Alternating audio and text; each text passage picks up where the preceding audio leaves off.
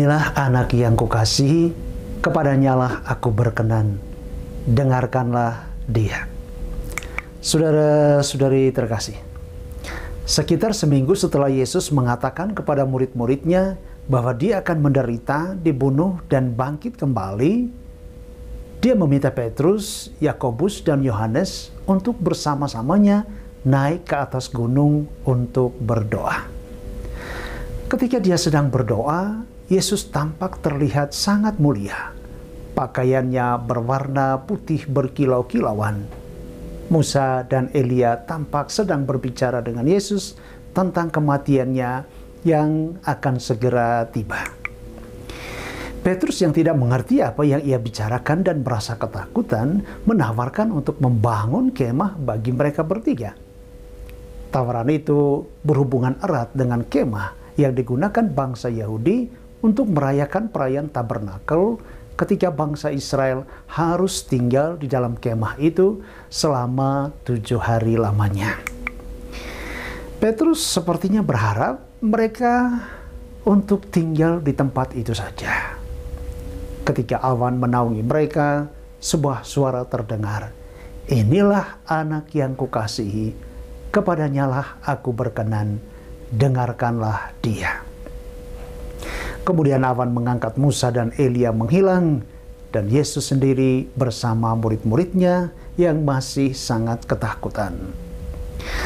Yesus memperingati mereka untuk tidak mengatakan tentang apa yang mereka lihat hingga kebangkitannya.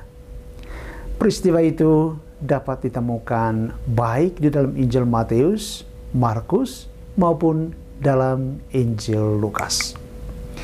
Tidak diragukan lagi, tujuan dari transfigurasi atau perubahan tubuh Kristus menjadi bayang-bayang dari tubuh kemuliaan surgawinya ini, supaya orang-orang terdekatnya, yaitu para murid-muridnya, dapat semakin memahami tentang siapakah Yesus itu sebenarnya.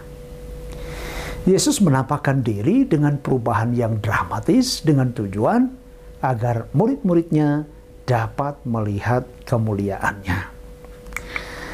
Murid-murid yang sebelumnya hanya mengenalnya melalui tubuh manusianya, sekarang dapat melihat keilahian Kristus, walaupun mereka masih belum sepenuhnya memahami hal tersebut. Hal ini akan meyakinkan mereka setelah mendengar berita yang mengejutkan tentang kematiannya yang akan segera tiba. Secara simbolik, munculnya Musa dan Elia merupakan simbol hukum Taurat dan para nabi. Tetapi suara Allah dari sorga, dengarkanlah dia, jelas menunjukkan bahwa hukum dan nabi harus memberi jalan kepada Yesus. Dia jalan yang baru dan hidup, menggantikan yang lama. Dia memenuhi segala tuntutan dari hukum Taurat dan nubuat para nabi yang tidak terhitung jumlahnya dalam perjanjian lama. Dalam bayang-bayang tubuh kemuliaannya ini, mereka juga melihat bayang-bayang atas kedatangannya yang kedua kalinya dan penobatannya sebagai Raja di atas segala raja dan Tuhan di atas segala Tuhan. Murid-murid Yesus tidak pernah lupa dengan apa yang terjadi pada saat itu di atas gunung, dan tanpa ragu meyakini kalau hal itu memang sengaja dilakukan. Yohanes menulis dalam Injilnya, kita telah melihat kemuliaannya, kemuliaan hanya bagi dia. Petrus juga menulis, sebab kami tidak mengikuti dongeng-dongeng isapan jempol manusia ketika kami memberitahukan kepadamu kuasa dan kedatangan Tuhan kita Yesus Kristus sebagai Raja. Tetapi kami adalah saksi mata dari kebesarannya.